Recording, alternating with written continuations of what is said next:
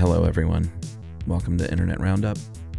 That's Josh, and I'm Chuck, and it's Monday morning here in Atlanta, Georgia. Mm-hmm. It's time to round up the Internet. That's right.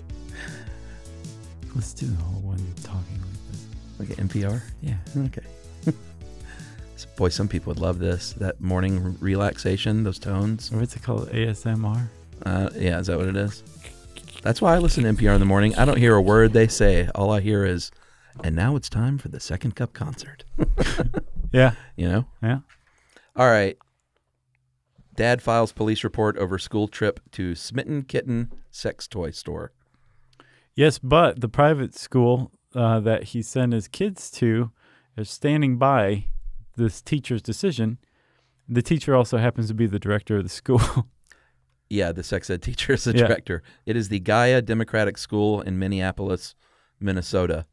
And the Smitten Kitten is a self-proclaimed progressive sex toy store for everyone. Yeah, and apparently the Smitten Kitten in part markets or bills itself as a place where sex ed classes can come and learn things. So one parent got really upset. He had two daughters, 11 and 13, who went on the field trip. He pulled all three of his kids from the school. Even though one was 3 and had no idea what was going on. Filed a police report, and then is thinking about suing the school. And he was like, have you all gone crazy? Like, he said he didn't even know about the trip until afterward. Yeah, the kids weren't forced to go, though. Well, the kids' daughters could have said no thanks. Sure. But, I mean, like, if they really didn't alert the parents of this trip ahead of time, I mean, the guy's got a substantial case. If they did and he just wasn't paying attention, then got to pay more attention than that because things like that happen. Yeah, the director said they stand behind it. They view it as a legitimate learning experience that relates directly to topics covered during a year-long sex health course. Right. So there's probably some validity there, but they probably just should have, like, handled it differently. Yeah. You know? Plus the the director was apparently the whole time he's like, look at this. Yeah. Oh, look at that. And the owner of the Smitten Kitten said in a statement, the store is a resource for sound science-based sex ed information, leaves it up to the parents and guardians to use their discretion when seeking resources. Meow. Thought it was weird to close with meow. Right. I don't know if that's going to help. It really drives the name home, though. Yeah. But I guess that's how he signs every correspondence.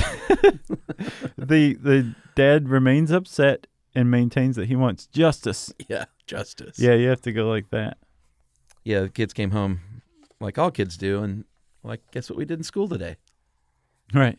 Smitten Kitten. So we, like the rest of the international media, will be keeping an eye on that story as it plays out. Yeah, I could see maybe like the Museum of Sex or something. Like the fact that it's called the Smitten Kitten. That place is good. Yeah. What, Smitten Kitten? No, Museum of Sex. Yeah, exactly. Like you could probably legitimize it just because it has the word museum rather than Smitten Kitten. Meow. Meow. You know what I'm saying? Sure. All right. And you found, well, you didn't find this. The whole world knows about this, but it's pretty great. Not trying to diminish your research skills. Well, I also was looking for something because I wanted to share not just this, but the site that it came from, Quigley's Cabinet. Uh-huh. Awesome blog. Go check it out. It's very extensive. Has a big, long back catalog of just great like, posts. What is it? Interesting things? Yeah, a lot along morbid lines, natural history lines. Mm-hmm. Just archaeological, anthropological, just interesting stuff, though. Right. So there's probably a mummified cat story on there somewhere. There's definitely a lot of mummies. Yeah. But you will also find this post called Weasel on the Wing. And there was a British guy, a photographer, an amateur. Mm-hmm. This guy happened to catch a photo, this photo, pretty awesome, of a weasel. It looks like the weasel's riding the woodpecker, which you're just like, this is just like the never-ending story or something, right? Uh-huh. And then you find out that the weasel is actually trying to eat that woodpecker, which is surprising because weasels typically don't try to eat woodpeckers. No, but it's not either one of those. It is neither. It is just a fortuitous photo snapped that looks so great that you can't even talk about it.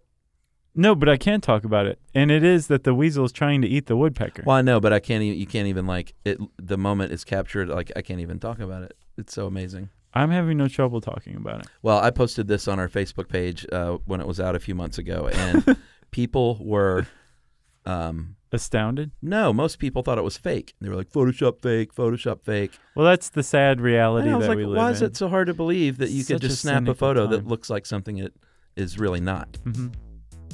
I thought it was pretty neat. They're like, you can tell by the way, it's... Yeah, all the Photoshop Shadows. experts on our Yeah. Facebook Like, page. no, it was just a pretty neat photo is what it was. Well, not neat for the bird. I don't want to sound like a Pollyanna. Like, I think there's a lot of reason for the times to be as cynical as they are. It just saddens me. Yeah, agreed. So I guess that's the end of Internet Roundup. So we for this close week. like we open. We'll see you next week.